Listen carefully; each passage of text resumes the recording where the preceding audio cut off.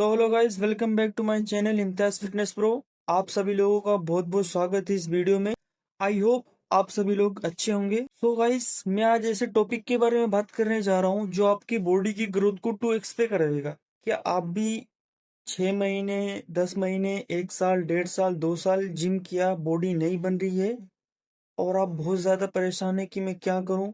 और बहुत सारे लोग इस सिचुएशन की वजह से बहुत सारे लोग स्टेरॉइड लेने लगते हैं और वो हेल्थ के लिए बहुत ही ज़्यादा ख़राब होता है।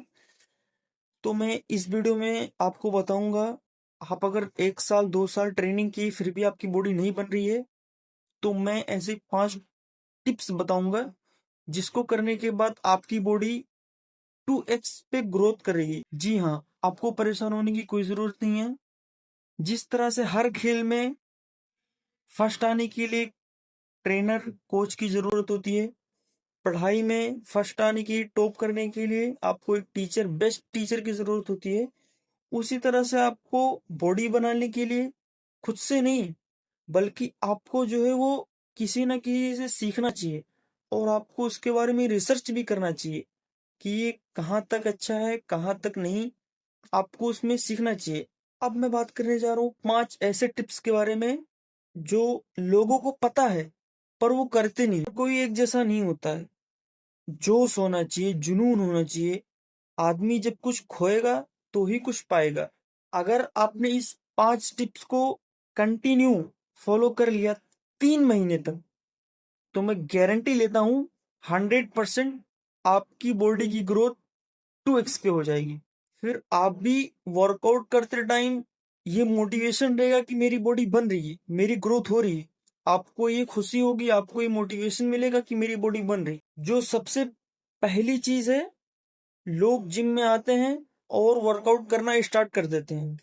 सबसे पहले आपको 10 मिनट तक वार्म अप और स्ट्रेचिंग करना है। अब मान लो आपका बाइसेप का वर्कआउट करना है तो आप पहुंचते ही हैवी वेट पे आ जाते हो और वर्कआउट करना स्टार्ट कर देते हो, जबकि आपको ऐसा नहीं करना है।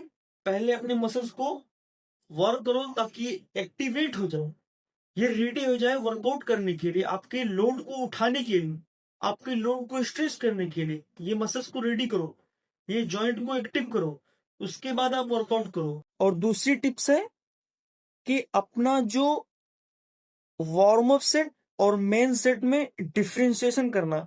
बहुत सारे लोगों को पता ही नहीं है कि मेरा वार्म अप सेट क्या है और मेन सेट क्या है। अगर मैं पहले ही मेन सेट का वर्कआउट करूं तो मेरे रिपीटेशन उतने नहीं आएंगे जितना आना चाहिए और मेरा लोड बाइसेप में नहीं जाएगा बल्कि अदरवाइज कंटिन्यू होगा। अब जैसे देखो, मैं मेन सेट लगा रहा हूं तो ये ईगो लिफ्टिंग है, इससे आपकी बॉडी नहीं बनेगी। छोटे छोटे डंबल इजी वेट से आपको सबसे पहले वार्म अप सेट लगाना है। वार्म अप, ये आपने वार्म अप सेट लगा लिया तो आपके मसल्स रेडी हो लोड को उठाने के लिए। और आपका जो वार्म अप सेट था उसमें आपके बाइसेप पे ही लोड गया। अब जब आप वर्किंग सेट करोगे तो आपका बेस्ट जाएगा। और वार्म अप सेट आपका 6 to 9 रिपीटेशन होना चाहिए, उससे कम ज्यादा नहीं करना है। आपका जो मेन सेट है वो 12 रिपीटेशन के बाद हो, यानी 13 14 हो सकता है। पर 13 14 किस तरह से हो सकता? आपका अगर 13 14 रिपीटेशन लग रहा है तो वो बिल्कुल इस तरह से दिखना चाहिए।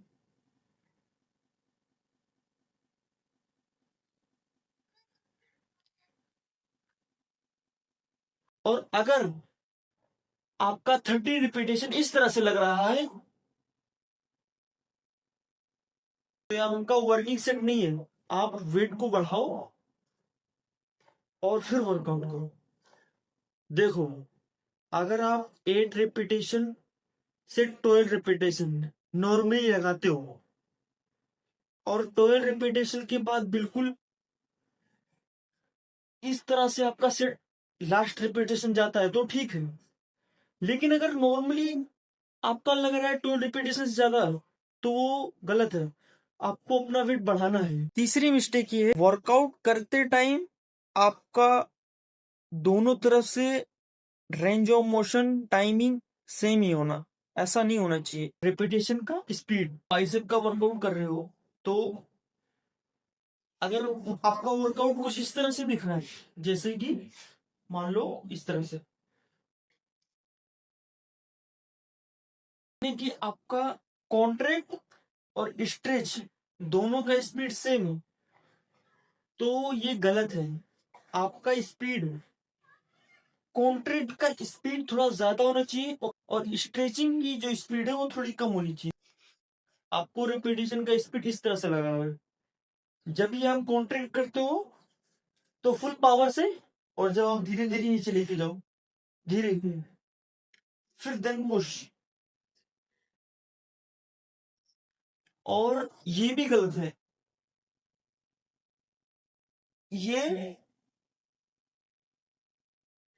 फिर ये दोनों का स्पीड सेम नहीं होना चाहिए। ये जो निगेटिव में जा रहा है इसका रिपीटेशन का स्पीड स्लो होना चाहिए, और जो आप कॉन्ट्रैक्ट कर रहे हो इसका स्पीड थोड़ा फास्ट होना चाहिए। और चौथी टिप्स है कि मसल माइंड कनेक्शन ना बनना वर्कआउट के दौरान। आप अपने ब्रेन को प्रेशर दोगे तभी आपका मसल माइंड कनेक्शन बनेगा, वरना नहीं बनेगा। ये मसल माइंड कनेक्शन क्या होता है मैं आपको समझाता हूँ। ये मेरा बाइसेप्स का मसल्स है। जब मैंने इसको देखिए, मैंने इसको कॉन्ट्रैक्ट किया, अभी मेरा मसल माइंड कनेक्शन नहीं है। देखिए, जब मेरा मसल माइंड कनेक्शन बनेगा तो कुछ इस तरह से परफॉर्म होगा।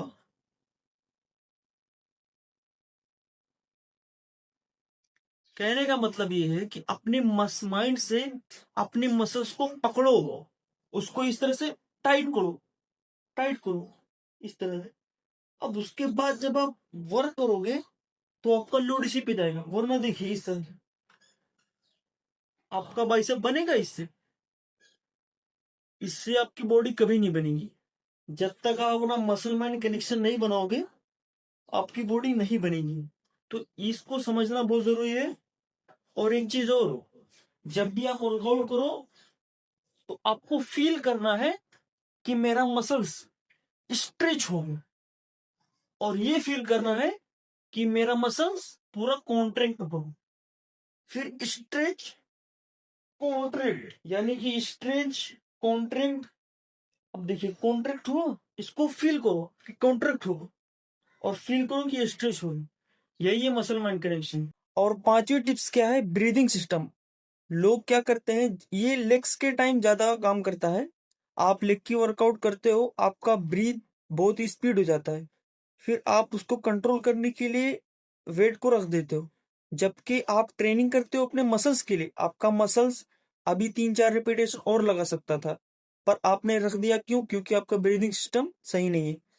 तो इसको सही करने के लिए मैं ये बताता हूँ, जो रिपीटेशन लगा रहे हो ठीक है, अब आपका ब्रीथिंग सिस्टम बहुत हाई हो गया हो, अब इसको आप कंट्रोल करने के लिए अपने वेट को रख देते हो और वर्कआउट छोड़ देते हो। लेकिन आपके मसल्स में अभी इतनी स्ट्रेंथ है कि आप 3-4 रिपीटेशन और लगा सकते थे। तो इससे क्या होगा, आपके लेग के मसल्स नहीं बन रहे था, आपने उसको मिस कर दिया, तो आपकी बॉडी नहीं बनेगी जब तक आप फेलियर रिप तक नहीं जाओगे। तो इसको कंट्रोल करने के लिए सही तरीका ये है, जब भी आप नीचे जाओ जैसे इस तरह से, तो आप अपने ब्रीथ को होल्ड करो,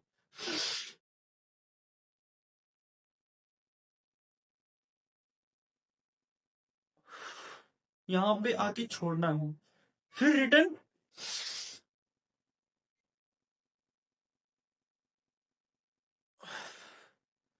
अगर आप इस तरह से करोगे तो आपका ब्रीथिंग सिस्टम में प्रॉब्लम नहीं आएगा। आपका जो ब्रीथ सिस्टम है उसका स्पीड बढ़ेगा नहीं, और आप अपने फेलियर रिपीटेशन तक जा सकते हो। सो गाइस, आई होप आप लोगों को इस वीडियो से कुछ ना कुछ सीखने को जरूर मिला होगा। आप लोगों का बहुत बहुत शुक्रिया इस वीडियो को पूरा देखने के लिए। सो गाइस, इस वीडियो को ज्यादा से ज्यादा लाइक, शेयर एंड सब्सक्राइब करिए, और नई वीडियो के लिए कमेंट करें। मिलते हैं नेक्स्ट वीडियो में।